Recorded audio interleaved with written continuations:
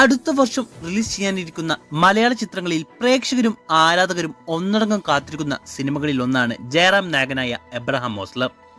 അഞ്ചാം പാതിരയുടെ super hit വിജയത്തിന് ശേഷം മിഥുൻ മാനുവൽ തോമസ് സംവിധാനം ചെയ്യുന്ന ഇൻവെസ്റ്റിഗേഷൻ ത്രില്ലർ ചിത്രം എന്ന നിലയിൽ വലിയ പ്രതീക്ഷയാണ് ഓസ്ലറിലുള്ളത്. അതോടൊപ്പം സിനിമയുടെ ഹൈപ്പ് ഇരട്ടിയാക്കിയ ഒന്നാണ് മെഗാസ്റ്റാർ മമ്മൂട്ടിയുടെ ഗസ്റ്റ് റോളും. ചിത്രത്തിന്റെ പ്രഖ്യാപന നാൾ മുതലേ മമ്മൂക്കയുടെ ഗസ്റ്റ് റോളിനെ കുറിച്ച് വാർത്തകൾ വന്നിരുന്നു. ഇപ്പോൾ പുറത്തുവന്ന ലേറ്റസ്റ്റ് റിപ്പോർട്ടുകൾ പ്രകാരം ഓസ്ലറിൽ മമ്മൂക്കയുടെ റോൾ വെറും ഒരു ഗസ്റ്റ് റോൾ മാത്രമായിരിക്കില്ല എന്നുള്ളതാണ്. നായകനോളം പ്രാധാന്യമുള്ള വേഷമാണ് ചിത്രത്തിൽ മമ്മൂക്കയ്ക്കുള്ളത്. ഏകദേശം 35 മിനിറ്റോളം സമയം മമ്മൂക്ക സുപ്രധാന കഥാപാത്രമായി ചിത്രത്തിൽ ഉണ്ടാവും.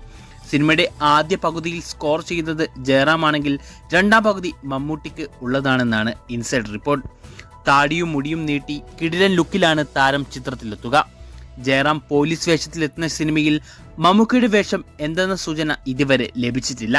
തന്റെ ഒട്ടുമിക്ക എല്ലാ ചിത്രങ്ങളിലും രണ്ടാം ഭാഗത്തിന്റെ ത്രെഡ് ഇട്ട് അവസാനിപ്പിക്കുന്ന മിഥുൻ മാനുവൽ തോമസ് ഓസ്ലറിലും രണ്ടാം ഭാഗം ഒരുക്കുമെന്നാണ് റിപ്പോർട്ട്.